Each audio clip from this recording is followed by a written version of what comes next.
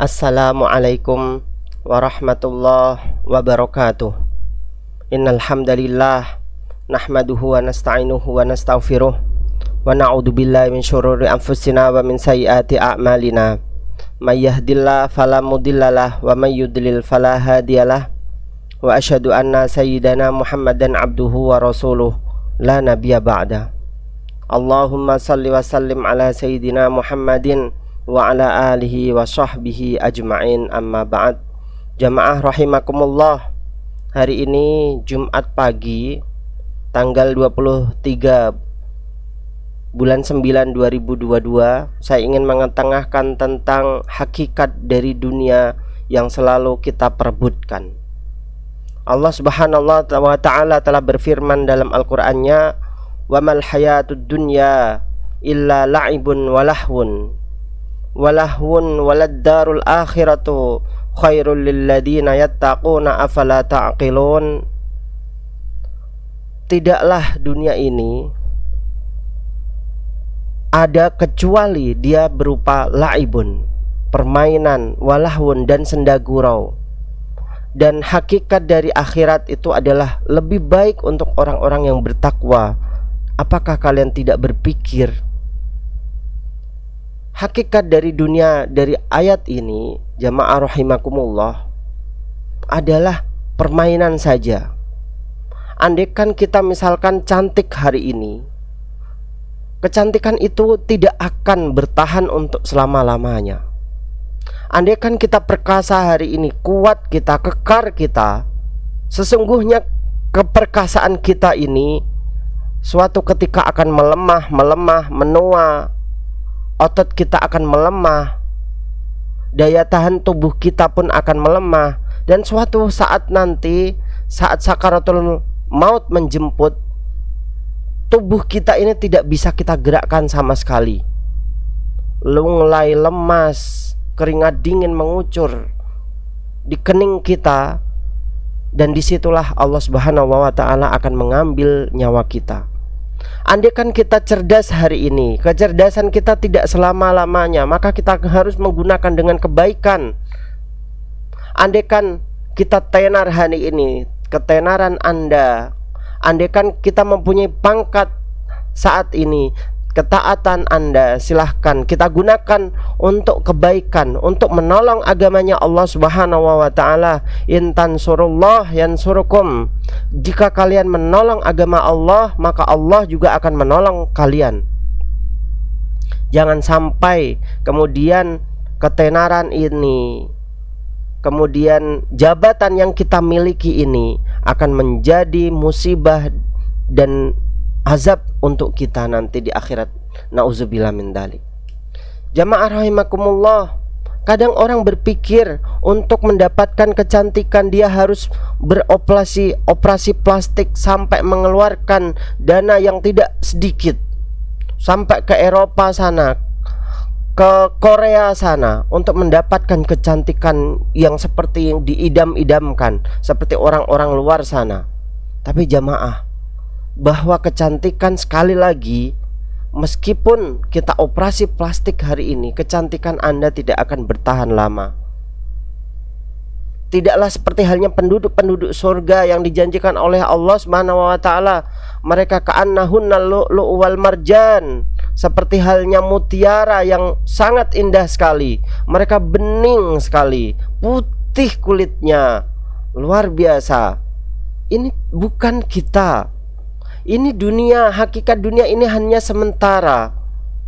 Andaikan kita misalkan mengejar kekayaan kita pun tidak akan selama-lamanya ada pada kita. Suatu ketika akan hilang, suatu ketika akan sirna. Suatu ketika, kalau memang dia tidak sirna, kitalah yang akan disirnakan oleh Allah Subhanahu wa ta'ala dari muka bumi ini. Suatu ketika ada seorang dari Cina sana, dia mudanya semangat untuk bekerja, mengumpulkan ribuan bahkan miliaran uang untuk dirinya, untuk memperkaya dirinya. Tapi tiba-tiba saja Allah Subhanahu wa ta'ala, setelah dia diberikan kekayaan itu, tiba-tiba Allah memberikan penyakit kanker stadium 4. datang dia dengan membawa sekoper uang yuan, datang dia ke rumah sakit manapun, tidak ada rumah sakit yang kemudian bisa menerimakannya. Ini saya sudah tidak bisa menangani Bapak, mohon maaf. Angkat tangan, dokter satu lagi, spesialis satu lagi, angkat tangan lagi. Apa gunanya uang yang kita gunakan, yang kita kumpulkan ini, kalau memang kita sudah tidak dapat apa-apa lagi? Jamaah rahimakumullah, betapa ini sangat menyedihkan. Makanya hakikat dari dunia ini, dalam hadisnya Rasul Shallallahu Alaihi Wasallam suatu ketika, bahwa ada seorang bernama Dohak. Ya Dohak, ma ta'muka, apa makananmu hari ini? Al-lahm wal laban, daging dan susu wahai Rasul. Sumayasiru mada, kemudian dia akan menjadi apa setelah itu wahai Dohak? Kemudian ila ma qad alimta, menjadi apa yang engkau mengetahuinya wahai Rasul. Engkau juga mengetahuinya, menjadi apa itu? Kotoran tentunya wahai Rasul. Fa innallaha ta'ala daraba ma yakhruju min ibni Adam masalan di dunya. Maka Allah juga menjadikan perumpamaan dunia ini seperti halnya makanan yang engkau makan itu, seakan-akan memang indah, bagus, cantik dia makanannya, sangat nafsu kita untuk memakannya. Tapi suatu ketika nanti dia akan berubah menjadi kotoran yang sangat buruk, parah. Jamaah rahimakumullah, inilah perumpamaan dunia menurut Rasul Shallallahu Alaihi Wasallam yang selalu kita kejar-kejar, yang kadang kita ambil dengan cara apapun itu, dengan cara menipu orang lain, membohongi orang lain, dengan cara menyerempet orang lain, membegal orang lain, nauzubillah min dalik, dengan cara korupsi, nauzubillah. Jamaah rahimakumullah, inilah hakikat dunia yang harus kita ketahui, kita camkan. Dan Rasul Shallallahu Alaihi Wasallam kemudian mengatakan, maudu'u sautin fil jannah, tempat dari cemeti yang ada di surga nanti, khairan minad dunya, lebih baik dari dunia dan seisinya. Masya Allah, tempat cemeti saja itu lebih baik daripada Mercedes kita yang kita punya ini. Betapa indahnya tempat cemeti yang ada di surga nanti. Belum kalau kita membayangkan ranjang-ranjang yang ada di surga nanti, sururum marfu'ah wa akwabum maudu'ah wa namariqu masfufah, ranjang-ranjang, dipan-dipan yang ditinggikan, yang empuk luar biasa, dan lain sebagainya. Jamaah rahimakumullah, inilah yang akan dinikmati oleh orang-orang surga nanti. Dan terakhir, Rasul Shallallahu Alaihi Wasallam mengumpamakan dunia, mad dunya fil akhirah illa kama yaj'alu ahadukum usba'ahu hadihi fil yammi falyangdur bima yarji. Hakikat dunia seperti halnya engkau menaruh atau mencelupkan derijimu atau jari-jarimu ke lautan, kemudian engkau angkat lagi. Apa yang engkau dapatkan dari sana?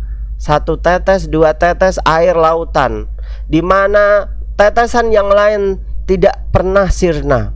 Karena lautan itu saking banyaknya, tidak mungkin kita bisa mengurasnya hanya untuk satu tetes, dua tetes yang ada di dalam jari-jari kita. Inilah hakikat dunia daripada kehidupan di akhirat nanti, yang begitu lama, begitu dahsyat, tidak ada batasnya.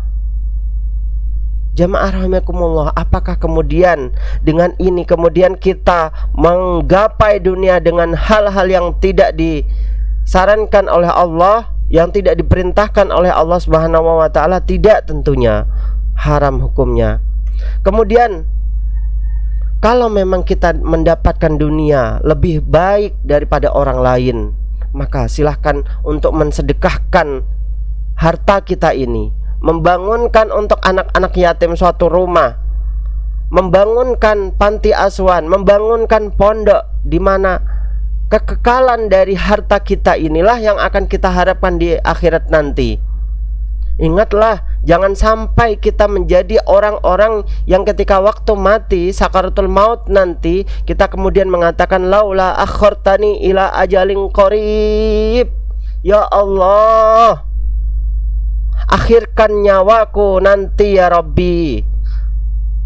Jangan sampai sekarang wahai Allah, berilah aku kesempatan sedikit, fa asaddaqu wa akum minas shalihin, maka aku akan sedekah dan aku menjadi hamba-hambamu yang saleh. Jangan sampai ketika waktu sakaratul maut kita mengatakan seperti itu kepada Allah Subhanahu wa taala. Harta ini adalah titipan jamaah.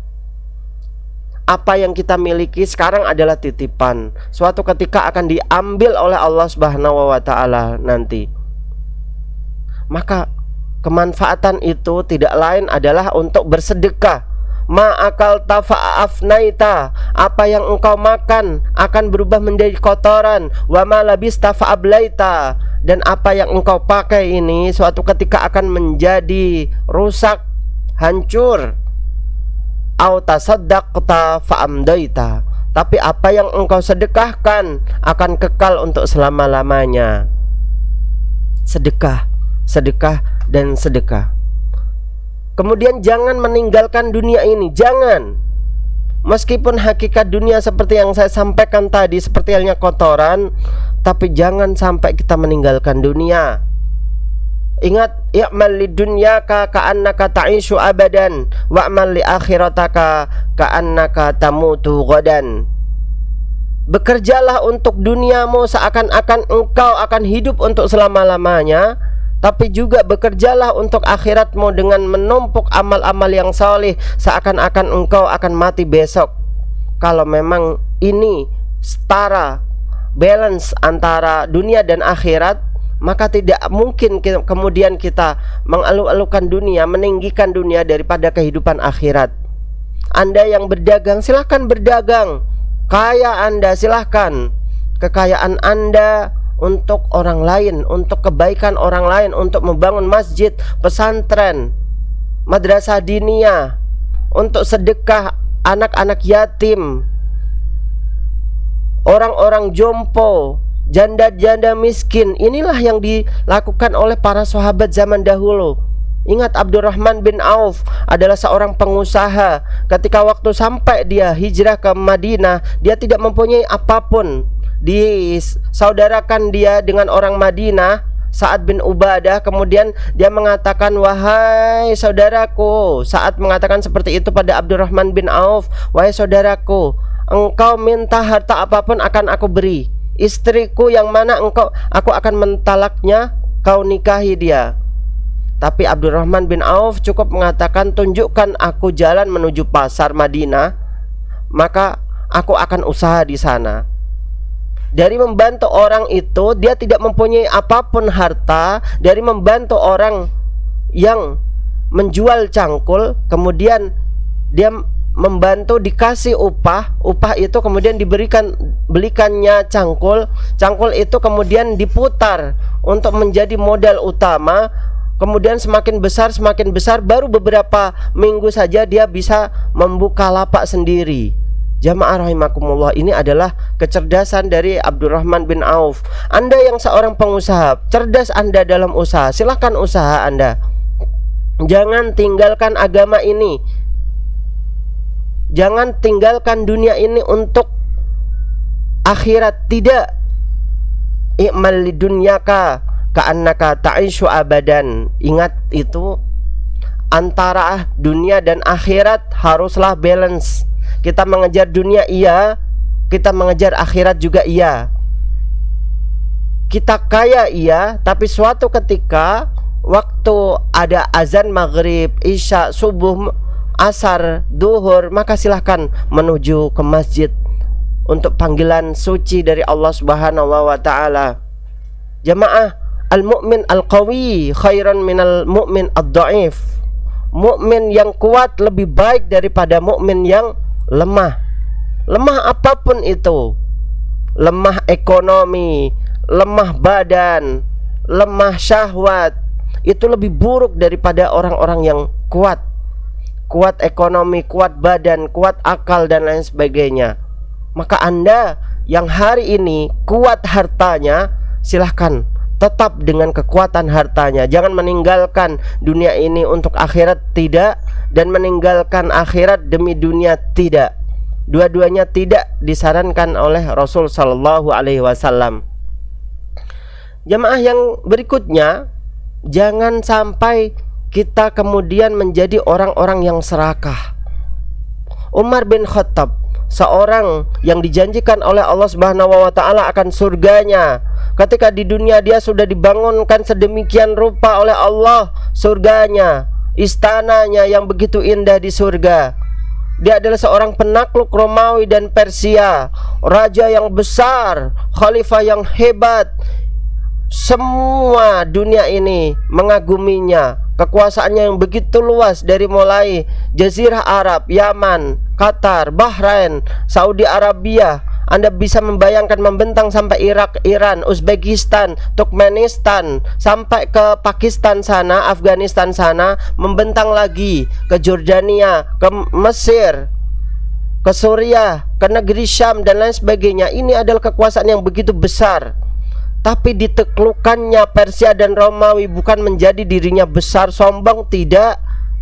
Dia tetap dengan bersahaja saja. Ketika waktu ada seorang utusan dari Romawi dan Persia ingin menemui Umar bin Khattab, ingin melihat istananya yang begitu indah, seperti halnya istana-istana yang ada di Persia dan di Romawi, ditemukanlah Umar bin Khattab di depan Masjid Nabawi dengan mengamparkan sajadah, tidur di sana.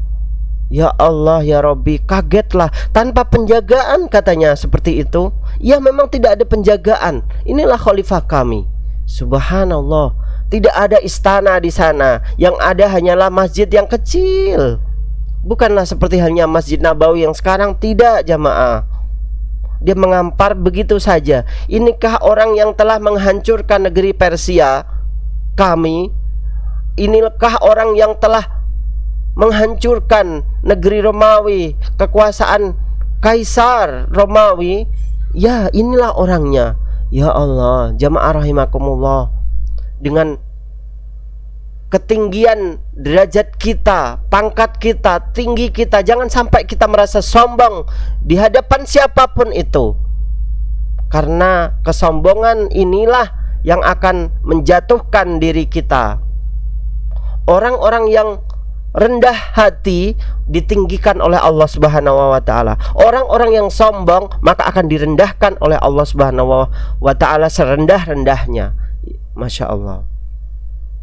Jamaah rahimakumullah, yang berikutnya adalah jangan iri dari orang lain. Allahu yabsutur rizqa liman yasha. Allah itu membentangkan rizki pada orang-orang yang Dia kehendaki. Wa yaqdir, dan membatasi orang-orang yang dikehendaki. Andaikan kita menjadi orang yang miskin sekarang, jangan sampai kita iri terhadap orang lain. Ya Allah, saya sedekah terus. Ya Allah, saya membaca Al-Quran terus. Ya Allah, saya ke masjid terus. Kenapa orang yang di samping ke saya, yang tidak pernah bersedekah dia, yang kikir dia, yang tidak pernah ke masjid dia, jangankan ke masjid, sholat saja di rumah saya tidak pernah melihatnya. Ya Allah, kenapa dia lebih kaya dariku? Ya Allah, jangan iri. Jamaah, bisa jadi rizkimu yang sedikit itu lebih berkah daripada rizkinya. Bisa jadi. Mungkin yang tampak di mata kita ini adalah rizki orang yang begitu banyak. Memang kalau yang namanya rumput tetangga itu kelihatannya memang lebih hijau daripada rumput kita, tapi sesungguhnya rumput kita jauh lebih hebat, lebih baik daripada rumput tetangga. Maka janganlah iri. Terimalah dengan lapang dada apa yang diberikan oleh Allah Subhanahu wa taala. Jangan iri pada orang lain. Kenapa ya Allah anak saya seperti ini, sementara orang yang tidak pernah sholat seperti itu? Ini adalah ujian kita. Dunia ini merupakan ujian. Mungkin Allah memberikan keluasan untuk kita semuanya nanti di akhirat nanti. Janganlah berputus asa, jamaah rahimakumullah. Jangan iri lagi. Ya Allah, kenapa saya membaca Al-Quran terus, istri saya lebih jelek daripada istri tetangga sebelah yang tidak pernah sholat. Sekali lagi, jangan iri. Lihatlah dunia dari orang lain yang lebih rendah pada kita. Alhamdulillah, saya mempunyai sepeda daripada orang lain tidak mempunyai apa-apa. Kaki saja harus diamputasi. Alhamdulillah, saya mempunyai motor daripada orang lain tidak mempunyai motor, dia hanya mempunyai sepeda untuk kemana-mana. Alhamdulillah, saya mempunyai mobil daripada orang lain tidak mempunyai mobil, dia hanya mempunyai motor. Jangan sampai melihat yang lebih tinggi dari kita. Ya, kadang memang istri kita itu seperti itu, sering menuntut. Kenapa, wahai suamiku, itu kan anak buahmu, kenapa jauh lebih mobilnya lebih baik daripadamu? Mobil kita Xenia misalkan, mobil orang lain sudah free misalkan, seperti itu. Maka jamaah rahimakumullah, ini adalah ujian kita. Jangan iri, jangan iri. Ikhlaslah di dalam hati. Apa yang kita mempunyai ini adalah sebaik-baiknya pemberian dari Allah Subhanahu wa taala. Kita ikhlas, kita sabar menerimanya. Kita bangga dengan apa yang diberikan oleh Allah Subhanahu wa taala, kita bersyukur. Inilah kesyukuran yang akan membuat kita tinggi di mata Allah Subhanahu wa taala. Ini yang ingin saya sampaikan pada pertemuan hari ini, semoga bermanfaat untuk kita semuanya. Terima kasih. Wassalamualaikum warahmatullahi wabarakatuh.